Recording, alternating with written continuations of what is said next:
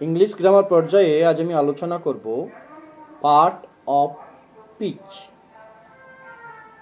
এই parts of speech এটা হচ্ছে পদ বা বাক্যাংশ। তাহলে পার্ট অফ স্পিচ কাকে বলে প্রথমে আমাদের জেনে নেওয়া দরকার। ধরা যাক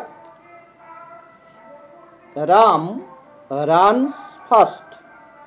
আমি আবার সেন্টেন্সটা বলছি, রাম রানস ফাস্ট। এইখানে দেখো তিনটা ওয়ার্ড আছে, একটা ওয়ার্ড রাম, একটা ওয়ার্ড রানস, একটা ওয়ার্ড ফাস্ট। এই যে রানস এই ওয়ার্ডটা দ্বারা কোনো কিছু করা বোঝাচ্ছে, ফার্স্ট ওয়ার্ডটা দ্বারা রান এই ওয়ার্ডটা কাজ কিভাবে হয় তা বোঝাচ্ছে। তাহলে আবার রাম এই ওয়ার্ডটা দ্বারা বাক্যের নাম বোঝাচ্ছে। তো কাজ অনুসারে এই যে একটা সেন্টেন্স, একটা স্পিচ, তার স্পিচগুলোকে, ওয়ার্ডগুলোকে প্রত্যেকের একটা করে কাজ আছে, সেই কাজ অনুযায়ী এই পার্ট অফ স্পিচ এটাকে আমরা 8 ভাগে ভাগ করি। Noun, pronoun, adjective, verb, adverb, preposition, conjunction, interjection. তাহলে আমি আবার এই 8টা ভাগের কথা বলবো। প্রথম হচ্ছে noun. Noun, NOUN, noun. Noun মানে নামপদ বা বিশেষ্য। প্রোনাউন, নাউনের আগে বসিয়ে দাও pro, PRO, pro. Pronoun, pronoun এর বাংলা হচ্ছে সর্বনাম।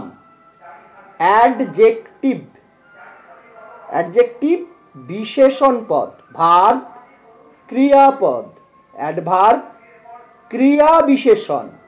প্রিপজিশন পদান্বয়ী অব্যয়পদ। কনজাংশন সংযোজক অব্যয়পদ।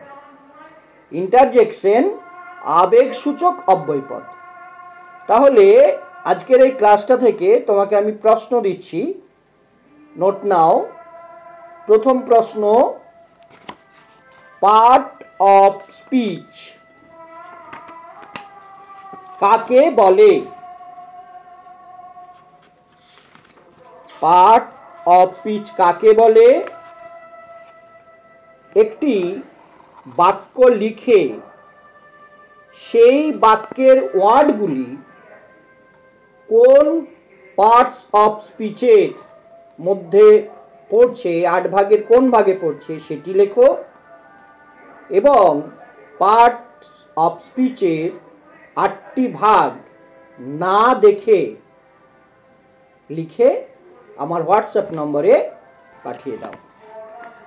আজ এই পর্যন্তই ইংলিশ গ্রামারের প্রথম ক্লাস, আজ এটাই।